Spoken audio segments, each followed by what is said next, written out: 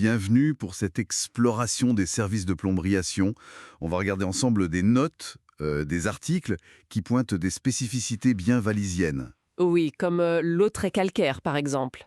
Et puis ce mélange de bâtiments, des très anciennes, des plus neufs. Exactement. Et même l'impact du gel en hiver sur les tuyaux, c'est mentionné. Effectivement. L'idée, c'est de voir un peu quels sont les besoins concrets en plomberie là-bas, dans des quartiers très différents, comme la rue de Lausanne, Gravelines, ou même près du château de Tourbillon, à Bramois. D'accord. Et quelles solutions sont proposées, quoi? On va essayer de décortiquer un peu tout ça à partir des infos qu'on a. C'est ça? Alors, si on commence par le plus urgent, les urgences, justement. Oui. Les documents insistent pas mal là-dessus. Une disponibilité totale, 7 jours sur 7, jour et nuit. Ah oui, ça revient souvent. Que ce soit pour une canalisation bouchée à Bramois, par exemple, ou un chauffe-eau qui tombe en panne rue du Sexe. L'attente, c'est une intervention super rapide, c'est ça? Moins d'une heure, c'est ce qui est dit. C'est le point clé qui ressort, oui. Une réactivité pour tout. Sanitaire, chauffage, fuite. Vraiment les urgences classiques. D'accord. Mais au-delà d'urgence, les documents parlent aussi pas mal de prévention. Ce qui est logique finalement pour éviter ces situations critiques. Oui, j'ai vu ça. Le curage des canalisations, ça revient souvent. Exactement. On parle des techniques comme la haute pression ou même l'inspection par caméra. On imagine bien la petite caméra qui va voir dedans, quoi. Oui, c'est ça. Et c'est présenté comme une solution directe contre le calcaire, bien sûr, mais aussi contre les dépôts de savon, les cheveux, surtout dans des zones comme Bramois ou les mines, c'est mentionné. Et l'avantage, ce serait quoi? Juste éviter les bouchons? Ben, pas seulement.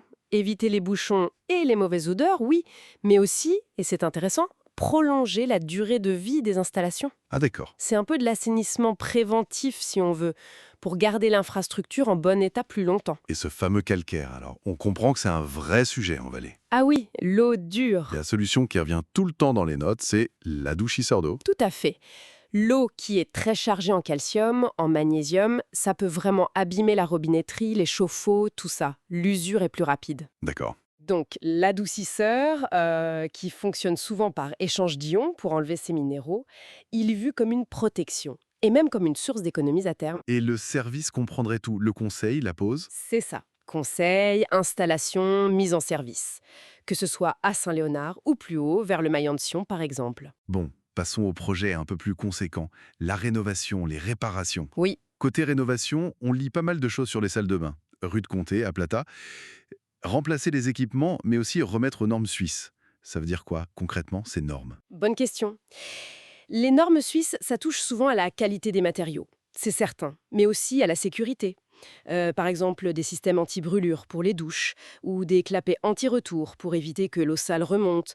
Et puis l'efficacité énergétique aussi. D'accord. Donc l'idée, c'est vraiment un travail de qualité, qui dure et qui est conforme. Exactement.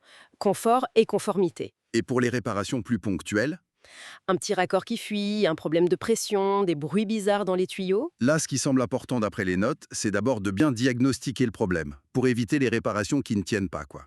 Oui, pour pas devoir rappeler toutes les semaines. C'est ça. Viser une solution durable, avec des finitions propres. On voit des exemples d'interventions un peu partout, près du château de Valère, dans le bourg. Et un point spécifique qui est soulevé pour les vieux bâtiments, comme près du château de Tourbillon. Oui. La nécessité parfois de tout remplacer. Les installations complètes. Pourquoi cette insistance, à votre avis? Parce que des installations vraiment vieilles, vétustes, c'est un peu la porte ouverte à plein de problèmes en chaîne, non? Des fuites qu'on ne voit pas tout de suite, des soucis d'évacuation, une mauvaise ventilation qui amène de l'humidité. Des pannes plus fréquentes aussi, j'imagine. Oui, et même des factures d'eau qui peuvent grimper sans qu'on comprenne pourquoi.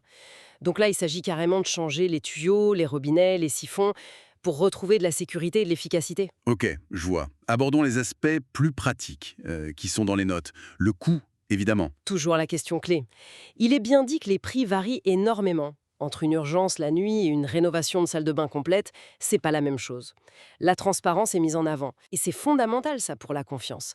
D'ailleurs, les documents suggèrent de toujours demander un devis. Un devis détaillé et gratuit. Et de vérifier l'entreprise aussi. Oui, vérifier qu'elle est bien enregistrée, qu'elle est claire sur ses tarifs. La source cite d'ailleurs l'entreprise Hugo Dubois comme un exemple de professionnels certifiés qui répondent à ces critères de transparence et de sérieux. Donc, si on essaye de résumer un peu ce qu'on a vu, Oui, ce qui ressort, c'est que la plomberie à Sion, elle doit vraiment s'adapter à des défis locaux assez marqués. L'eau dure, la cohabitation entre le neuf et l'ancien, c'est ça. Et du coup, les services proposés couvrent un large spectre. Ça va de la réponse hyper rapide en urgence à l'entretien préventif jusqu'à la modernisation complète des installations. Exactement, les services semblent bien pensés pour répondre à ces besoins spécifiques du contexte de Sion. Et pour finir, peut-être, une petite réflexion pour aller plus loin. Oui, une question qui vient à l'esprit en élargissant un peu le cadre. C'est de se demander comment les particularités d'une région, que ce soit la géographie ou l'âge des bâtiments, influencent les priorités pour l'entretien des infrastructures essentielles comme la plomberie. Ah oui, intéressant. Et surtout, quel est le bon équilibre à trouver? C'est souvent difficile à trouver, hein, entre juste réagir quand ça casse et investir dans une maintenance proactive pour justement éviter que ça casse. C'est un vrai dilemme finalement.